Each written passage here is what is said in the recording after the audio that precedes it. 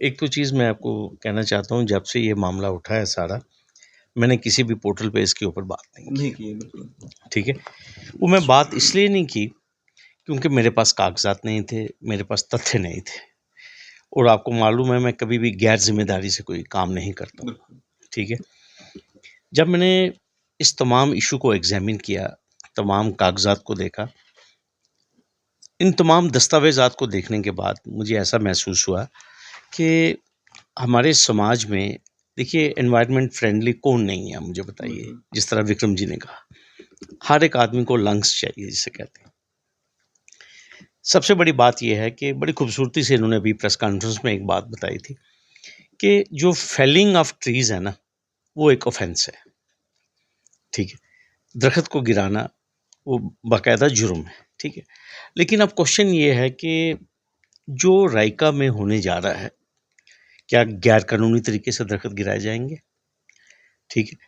रायका में जो कुछ हुआ, इसको एग्जामिन किया, जो कि एनवायरनमेंट प्रोटेक्ट करने की सबसे बड़ी फोरम है, लीगल फोरम है, ये कहूँगा, नेशनल ग्रीन ट्राइब्यूनल, ठीक है।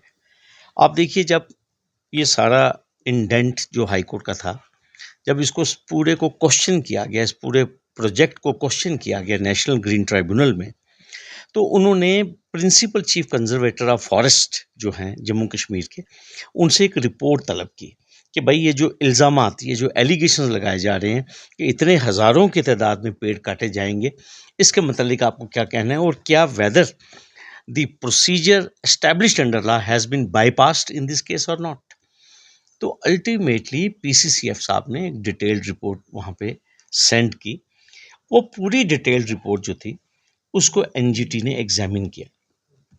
बार बार डैंग साहब ये चीज़ कही जा रही है कि 36,000 या 38,000 दरख्त जो है वो काटे जाएंगे।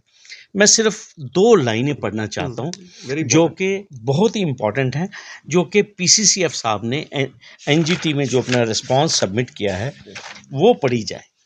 वो मैं चाहता हूँ कि आप देख लीजिए कि पेड़ कितने हैं, और सबसे बड़ी बात यह है कि उसमें बुशेस कितनी हैं, क्या है। ये कहते हैं कि as evident from the table, out of the total number of 38,006 saplings, poles, trees, there are only 1,041 trees. कितने? 1,041 trees with diameter of 30 to 40 centimetre and above. अब आप मुझे एक चीज बताइए, बार बार बार बार एक चीज के ऊपर जोर दिया जा रहा है कि 38,000 दरख्त गिराए जा रहे हैं। अब आप सुन लीजिए, इसमें से सिर्फ 1,041 दरख्त ऐसे हैं जिनका डायमीटर सिर्फ 30 से 40 सेंटीमीटर है, बाकी सब झाड़ियां हैं, इसे कहते हैं। कहने की ये बात है कि चाहे एक दरख्त है, चाहे 1,000 दरख्त है, दरख्त तो दरख्त है, ठीक है। हमें पूरा इस चीज़ का एहसास है। लेकिन जो एक स्टैट्यूटरी या एक लीगल अथॉरिटी, जिसको भारतीय संविधान के तहत बनाया गया for the protection of environment and the forest, उन्होंने इस पीसीसीएफ की रिपोर्ट का अध्ययन किया। एक आदमी ने नहीं, ये 5 या 7 मेंबरी बेंच था, फुल बेंच था एनजीटी का। उन्होंने इसके ऊपर मोहर लगा दी। जब इसके ऊपर मोहर लगा दी, इस फैसले के खिलाफ जो याचिकाकारी थे जम्मू कश्मीर से, उन लोगों ने सुप्रीम कोर्ट को रुजू किया, और फिर उसके बाद सितंबर 2020 में सुप्रीम कोर्ट ने एनजीटी के आर्डर को बहाल रखा। बतौर student of law, as a Sheikh Shakeel, मैं आपको एक चीज़ कहता हूँ, आपने मुझे हमेशा देखा है, मैं इंसाफ की बात करता हूँ, राइट्स की बात करता हूँ, ठीक है। और अल्लाह ने बड़ी हिम्मत भी दी है, बेबाकी भी दी है, मैं बात जब रखता हूँ। मैं अपने आप से और ख़ास तौर पर अपने तमाम उन साथियों से जो मेरे छोटे भाई इस प्रोफेशन में हैं और जो मेरे सीनियर्स हैं, जो आज तक मैंने सीखा है, मैंने हमेशा रूल ऑफ लॉ की बात की है कि रूल ऑफ लॉ एस्टैब्लिश होना चाहिए। Can you expect from Sheikh Shakeel to raise a banner of revolt against a concluded judgment of the apex court? या तो जो लोग प्रोटेस्ट कर रहे हैं, जिस तरह हमारे प्रधान जी ने बताया कि रास्ता है, लेकिन वो रास्ता हमें कहाँ देखना पड़ेगा? कानून में देखना पड़ेगा, कोई रेमेडी देखनी पड़ेगी। जो लोग प्रोटेस्ट कर रहे हैं उनको चाहिए था कि जब ये 2020 सितंबर में जब ये फैसला आया था, वो एक्टिविस्ट जिन्होंने ये केस लड़ा था, ठीक है, उनको चाहिए था या तो क्यूरेटिव रिट करते, या रिव्यू पिटीशन फाइल करते, या किसी अच्छे सुप्रीम कोर्ट लॉयर से राब्ता कायम करके इसको हाईलाइट करते। लेकिन अब आप मुझे एक चीज़ बताइए, at the end of the day, आज से 3 साल पहले डैंग साहब, जब ये फैसला जिसको सुप्रीम कोर्ट मोहर लगा चुकी है, और सबसे बड़ी बात ये है कि जो लोग इसके ऊपर बात कर रहे हैं डैंग साहब, आप भी, मैंने देखा पिछले 7-8 दिन से आपने स्पॉट से भी रिपोर्टिंग की है, ठीक है, आपने कुछ वकला का भी इंटरव्यू आपने किया है। आप मुझे एक चीज़ बताइए, किसी एडवोकेट ने, किसी ग्रीन एक्टिविस्ट ने आपके नोटिस में एनजीटी का ऑर्डर लाया? नहीं लाया। आपके नोटिस में क्या सुप्रीम कोर्ट का ऑर्डर लाया? नहीं। आपके नोटिस में ये पीसीसीएफ का जो मैंने पैराग्राफ पढ़ के रिपोर्ट का बताया कि इसमें से सिर्फ 1041 दरख्त ऐसे हैं जिनका डायमीटर 30 से 40 सेंटीमीटर है, किसी ने आपके नोटिस में ये चीज़ लाई? बिल्कुल नहीं। क्या हमारे समाज को, हमारे लोगों को क्या ये जानने का हक नहीं था कि क्लियर तथ्य जो हैं वो सामने आए? और आप ये देखिए, कल से परसों से जब से एडवाइजरी कमेटी सामने आई है और ये चीज़ जब सामने लाई गई, एनजीटी का ऑर्डर और सुप्रीम कोर्ट का ऑर्डर, अब कहा जा रहा है कि भाई प्रोटेस्ट तो हो सकता है, क्योंकि प्रोटेस्ट तो जो किसानों का एजिटेशन था उसमें भी हुआ। लेकिन एक चीज़ यहाँ पे मैं क्लियर कर दूँ आपको डैंग साहब, सुप्रीम कोर्ट में जुडिशियल साइड पे कोई इंटरफेरेंस नहीं हुई, कोई लॉज के ऊपर कोई ऐसी टिप्पणी नहीं आई, सरकार ने खुद कानून वापस लिया। ये मैं आपको चीज़ क्लियर कर दूं। और अभी कोई जुडिशियल डिटर्मिनेशन नहीं हुई। दूसरी चीज़ डैंग साहब मैं जो क्लियर करना चाहता हूँ, देखिए सुप्रीम कोर्ट में एक मामला था कावेरी वाटर डिस्प्यूट का, बड़ा इसके ऊपर बहुत सियासत भी हुई, सब कुछ हुआ। अल्टीमेटली जब सुप्रीम कोर्ट का फैसला एक पार्टी के फेवर में गया, कुछ लोगों ने उसके ऊपर प्रोटेस्ट करना शुरू कर दिया। अल्टीमेटली सुप्रीम कोर्ट ने क्लियर कट ये कहा कि हम किसी भी जुडिशियल ऑर्डर के अगेंस्ट किसी भी प्रोटेस्ट को जायज़ नहीं ठहराएंगे, और ना ये जायज़ है, it will amount to contempt of the apex court. अब आप मुझे एक चीज़ बताइए डैंग साहब कि एक मामला जो कि जुडिशली डिटर्मिन हुआ और एनजीटी के एक्ट में लिखा हुआ है कि जो एनजीटी की जो प्रोसीडिंग्स हैं, दीज आर जुडिशियल प्रोसीडिंग्स।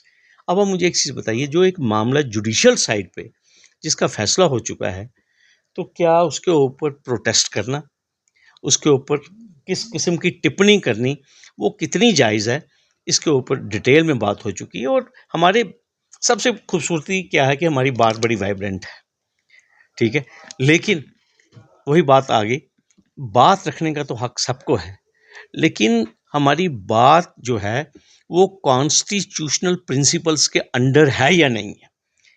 देखिए, अब बात ऐसे है कि बार बार हम एक चीज़ कह रहे हैं कि जो लोग प्रोटेस्ट कर रहे हैं, हमने अभी, एक तो हमारी जो एसोसिएशन है, एक तो हमारे प्रोफेशन की खूबसूरती डैंग साहब ये है कि every lawyer is an institution in himself.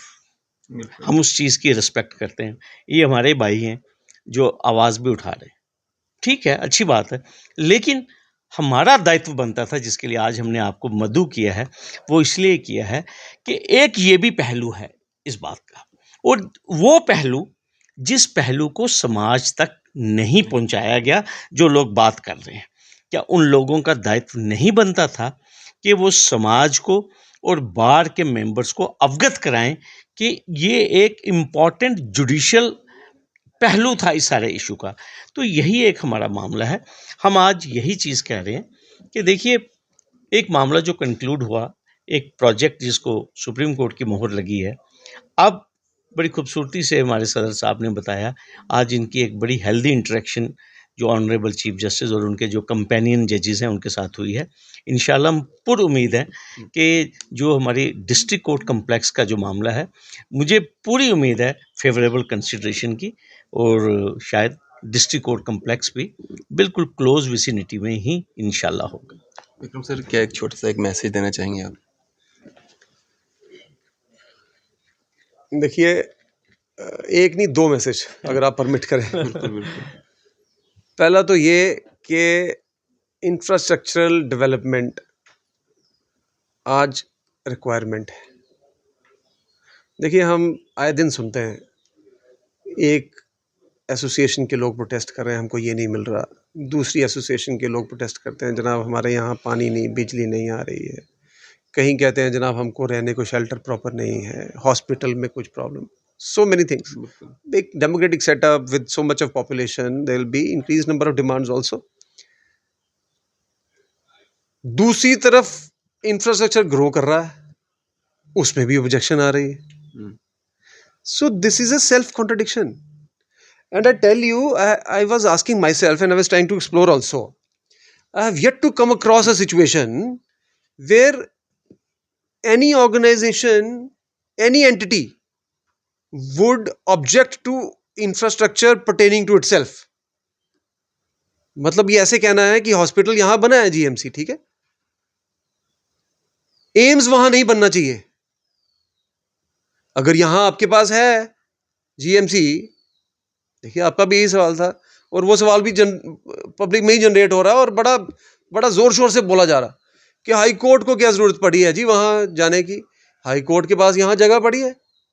मैं कहता हूं जगह की तो जरूरत ही नहीं, आजकल तो प्रिंसिपल है वर्टिकल, ठीक है।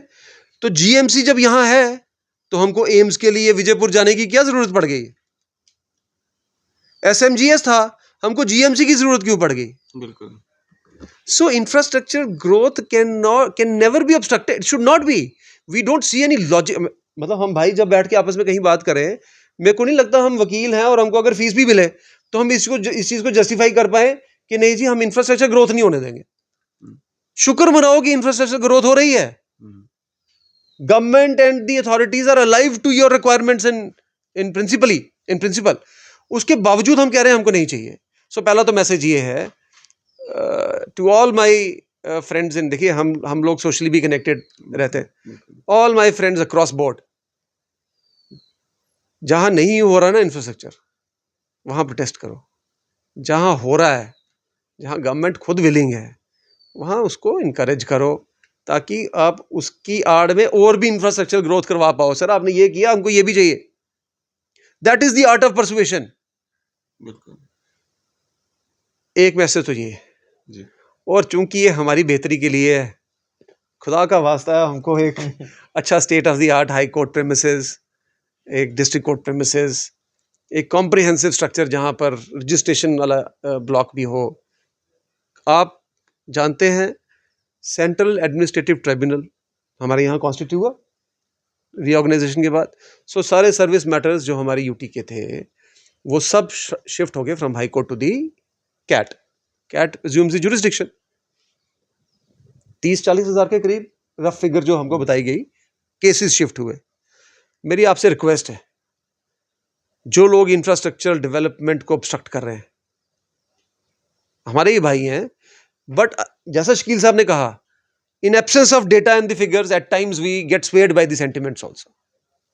मेरी गुजारिश है उनको एक बारी कैट का चक्कर लगवा लीजिए। ये एक statutory body judicial function perform करती है। हाई कोर्ट जजेस इसके मेंबर हैं। आप एक बारी राउंड लगा लीजिए, खुद ही लगा लीजिए, आप हैरान रह जाएंगे। कैट जिस प्रेमिसेस से काम कर रही है, जहां 40,000 केस है, लद्दाख में अगर कोई केस बने तो उसके लिए भी जुरिस्डिक्शन है। अब तो चलो श्रीनगर में दे दिया उन्होंने सेपरेट कैट बेंच। हमारे यहाँ पर जो ये अकाउंटेबिलिटी कमीशन की बिल्डिंग है ना, हमारे डीसी ऑफिस कॉम्प्लेक्स वजारत रोड पे, आप गेट से अंदर तो एंटर कर जाओगे, लेकिन अंदर जितना भी हॉल या रूम्स हैं, सोफा, फर्नीचर, चेयर, टेबल, आप अपना कैमरा घुमाइए, मैं परमिशन सीख करूंगा। सिर्फ फाइलों से लद भरे हुए, पांव रखने की जगह नहीं है, और आपको शायद छलांग मार के जाना पड़ेगा अगर आपने एक दीवार से दूसरी दीवार वाली साइड जाना होगा। हमको इंफ्रास्ट्रक्चर नहीं ग्रो करने देंगे क्या? और आप फिर एक्सपेक्ट करते हैं, हम भी एक्सपेक्ट करते हैं, हम भी कई बारी बड़े इमोशनली बड़े एग्रेसिव हो जाते हैं। देखो जी, आप 6 महीने की डेट डल रही, 4 महीने की डेट डल रही, हमारे तो केस में डल रही है। नुकसान या डिले से जो उसके कोई आफ्टर इफेक्ट्स या आफ्टर शॉक्स हैं, वो तो आम पब्लिक के लिए हैं।